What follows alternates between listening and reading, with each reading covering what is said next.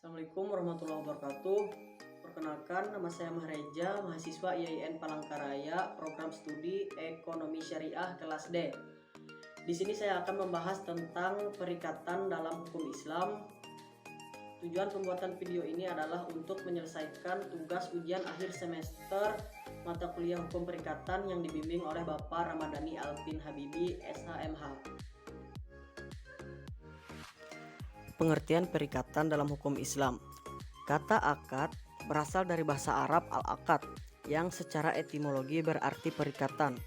Secara terminologi fikih, akad didefinisikan dengan pertalian ijab atau pernyataan melakukan ikatan dan kabul atau pernyataan penerimaan ikatan sesuai dengan kehendak syariat yang dipengaruhi pada objek perikatan menurut Habsyi As-Siddiq yang mengutip definisi yang dikemukakan Al-Sanhuri.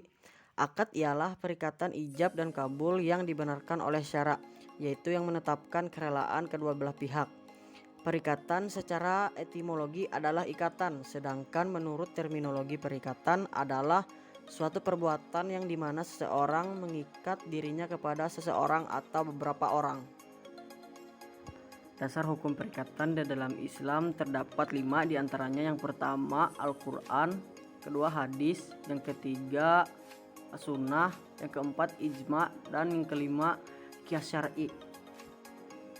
Jenis perikatan dalam Islam terdapat 4 jenis perikatan. Yang pertama perikatan utang atau al-iltijam bi'ad-dain.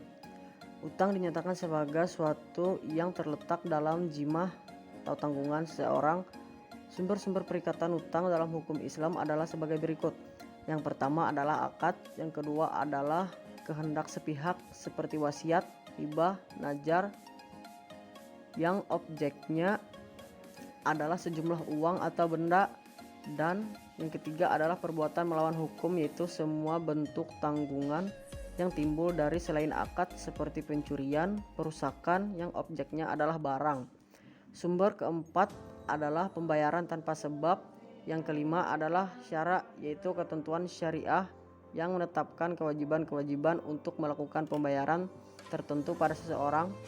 Kemudian yang kedua perikatan benda atau al-iltijam bi al-ain. Perikatan benda merupakan suatu hubungan hukum yang objeknya adalah benda tertentu untuk dipindah milikan, baik bendanya, manfaatnya, atau untuk diserahkan atau dititipkan kepada orang lain. Sumber-sumber perikatan benda adalah akad, dan ini merupakan sumber paling penting dari perikatan benda seperti jual beli atau sewa menyewa. Sumber lainnya adalah kehendak sepihak seperti wasiat, dan perbuatan melawan hukum juga dapat dijadikan sumber perikatan benda seperti kasus gasap. Kemudian yang ketiga adalah perikatan kerja atau melakukan sesuatu al-iltijam bi al-mal.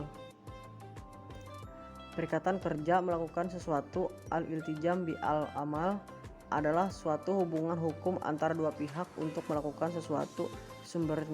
Sumbernya akad istisna dan ijarah istisna. Adalah akad untuk melakukan sesuatu di mana bahan dan kerja dilakukan oleh pihak kedua atau pembuat, sedangkan ijarah merupakan suatu akad atas beban yang objeknya adalah manfaat dan jasa. Akad ijarah ada 2, yaitu ijarah al-manafi atau sewa menyewa, dan ijarah al-amal atau perjanjian kerja.